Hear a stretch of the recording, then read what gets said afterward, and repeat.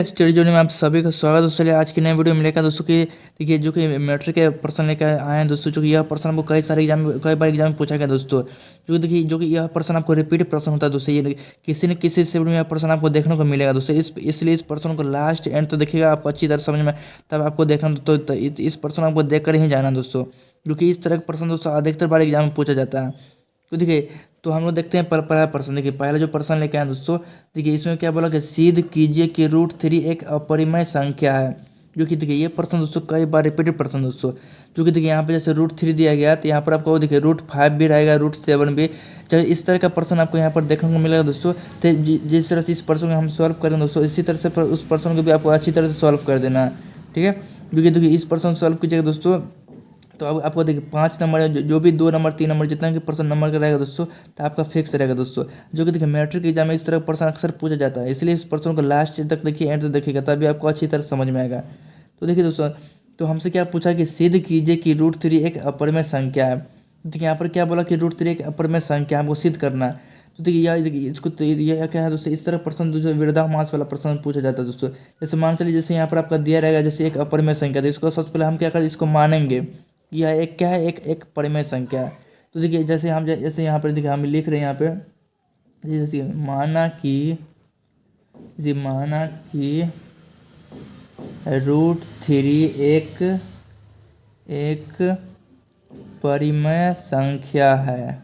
इसको हम क्या माने सबसे पहले कि परिमेय संख्या है। ठीक है, तो इसको भी आपको इसी तरह से क्या करें, इसको आपको लाइनिंग बाय क्या करें लिखना है आपको। ठीक है, माना कि √3 एक क्या परिमेय संख्या है। ठीक है, उसके बाद देखिए जैसे √3 है आपका, तो देखिए √3 हम यहाँ पर दे दिया, उसके बराबर देखिए परिमेय संख्या मान है, तो इसको हम किस रूप में लिख सकते हैं, इसको P/Q के रूप में लिख सकते हैं। जहाँ देखिए आपका Q = 0, मतलब Q से इसका 0 से कम ना हो, यानी कि इसका इससे कम रहेगा तो ये आपका इन्फिनाइट हो जाएगा। ठीक है, इसमें देखिए Q = 0 से कम नहीं होना चाहिए। ठीक है, जैसे जैसे देखिए आपका जैसे मान चलिए यहाँ पर देखिए आपका दिया गया आपका, जैसे देखिए P और Q क्या है दोस्तों, P और Q एक सहअभाज्य संख्या है। क्या है दोस्तों, सहअभाज्य संख्या है। इसको हम क्या माने, P और Q एक क्या है, सहअभाज्य संख्या है। ठीक है, इसको यहाँ तक हम इसको हम माने हैं। ठीक है, उसके बाद हम यहाँ पर लिखेंगे कि दोनों, इतना करने के बाद देखिए दोस्तों, इतना करने के बाद आपको क्या करना है, ये जो आपका संख्या जो लिए थे, तो यहाँ पर हम लिखेंगे दोनों तरफ, इसको हम क्या लिखेंगे, दोनों तरफ वर्ग करने पर। यहाँ पर हम क्या लिखते हैं, देखिए यहाँ पर लिखेंगे हम कि दोनों तरफ वर्ग करने पर ठीक है, इसमें हम क्या करें, दोनों तरफ वर्ग करने पर। तो जैसे देखिए हमें क्या लिखे हैं दोस्तों, दोनों तरफ वर्ग करने पर। तो हम यहाँ पर क्या करेंगे दोस्तों कि अब ये दोनों पर क्या करेंगे, इस पे हम दोनों पर वर्ग कर देंगे। जैसे देखिए आपका संख्या दिया गया है यहाँ √3 था, तो इसको स्क्वायर में कर देंगे। फिर ये P है तो इसको भी स्क्वायर कर दीजिए, यहाँ पर Q है स्क्वायर कर दीजिए।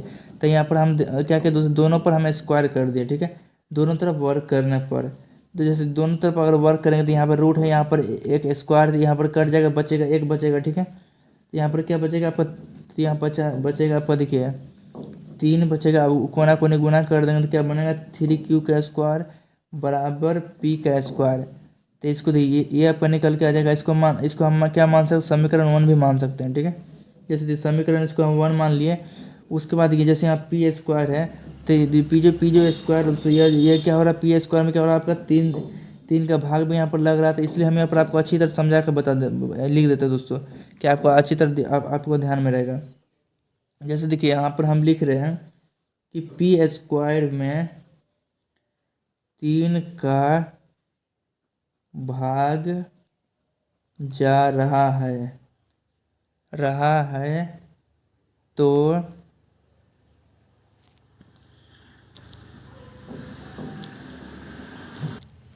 देखिए जा रहा है तो देखिए इसमें क्या जा रहा है, तो P में भी क्या होगा दोस्तों, P में भी 3 का भाग जाएगा। ठीक है, 3 का भाग जाएगा।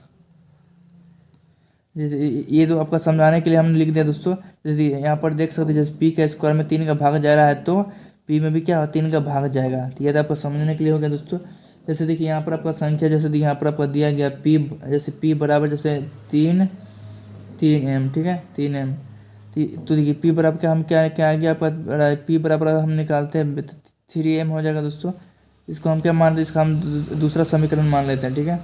जैसे मान चलिए यहाँ पर आपके पी का स्क्वायर में, जैसे क्या है पी का स्क्वायर में, यहाँ पे अगर हम पी का स्क्वायर हम जैसे यहाँ पर रखेंगे, जैसे पी का स्क्वायर यहाँ पे आप लोग रखिएगा तो यहाँ पर 3m है, 3m यहाँ पे स्क्वायर करेंगे तो क्या 3 का स्क्वायर है, 3 का स्क्वायर करेंगे तो क्या बनेगा 9 बनेगा, और 9 और फिर m हो जाएगा, m का स्क्वायर हो जाएगा। और इसकी जगह पे रखेंगे तो क्या बनेगा 9m स्क्वायर हो जाएगा। इसको क्या हम क्या किए, पी के स्क्वायर जगह पर इसको हम रख दिए 3m को, तो इसको 3m के स्क्वायर पर यहाँ पर करेंगे तो कि मेरा क्या आ जाएगा 9m स्क्वायर आ जाएगा आपका। इसलिए हम इसको यहाँ पर रहने देते, ठीक है। उसके बाद हम यहाँ पर लिखेंगे कि देखिए समीकरण 1 और दो से, ठीक है, समीकरण और 2 से, ठीक है। तो देखिए पहला समीकरण हम पहले लेते थे, जैसे 3q का स्क्वायर है, 3q का स्क्वायर है, तो 3q का स्क्वायर जगह हम इसकी जगह पे लिख दिए पी की जगह पे, और 3m का हम जगह पे मेरा कितना आया था 9m स्क्वायर आया था, तो यहाँ पर हम लिख देंगे 9m स्क्वायर, ठीक है। उसके बाद देखिए क्यू स्क्वायर है, तो इस क्यू स्क्वायर सबसे पहले हम बाहर कर देंगे। उसके बाद देखिए 9m स्क्वायर है, तो 9m स्क्वायर रन देते हैं, ये आपका 3 है तो ये 3 क्या जाएगा भाग में आ जाएगा। उसके बाद इसको ये कटेगा तो देखिए कट जाएगा आपका 3 बार में 3 3 9, तो इससे क्यू स्क्वायर बराबर क्या निकलेगा आपका, ठीक है, आपका निकलेगा 3m स्क्वायर निकलेगा, ठीक है। तो क्या निकला आपका क्यू स्क्वायर बराबर 3m स्क्वायर निकल के आ जाएगा आपका। तो यहाँ पर आप लोग अच्छी तरह समझ में आ रहा है दोस्तों। उसके बाद देखिए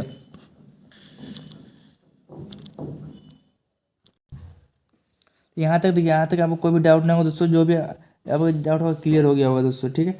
अब देखिए यहाँ पर अब हम देख रहे हैं क्यू स्क्वायर में, देखिए, और क्यू स्क्वायर में देखिए यहाँ पर आपको लिख के बताते हैं, तो क्यू स्क्वायर में आपका देखिए 3 का क्यू स्क्वायर में क्या 3 का भाग हो रहा है, तो यहाँ पर हम लिख देते 3 का भाग लग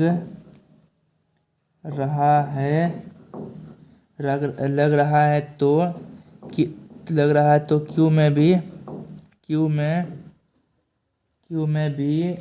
लगेगा। कहने का मतलब देखिए दोस्तों, कहने का मतलब इसमें है देखिए क्यू स्क्वायर में 3 का भाग लग रहा है तो क्यू में भी आप क्या लगेगा दोस्तों 3 का भाग है, क्यू में भी क्या इसका भाग लगेगा, ठीक है। कहने का इसका ये मतलब है। तो फिर यहाँ पर हम देख रहे हैं कि देखिए पी और फिर यहाँ पर देखिए दोस्तों हम देख रहे हैं कि पी और क्यू क्या दोस्तों, पी और क्यू में एक क्या दोस्तों, एक उभयनिष्ठ गुणनखंड है, उभयनिष्ठ क्या दोस्तों गुणनखंड है क्या दोस्तों, पी और क्यू में क्या है एक उभयनिष्ठ गुणनखंड है। अतः दोस्तों तो उसके बाद हम यहाँ पर लिख सकते हैं कि अतः पी और क्यू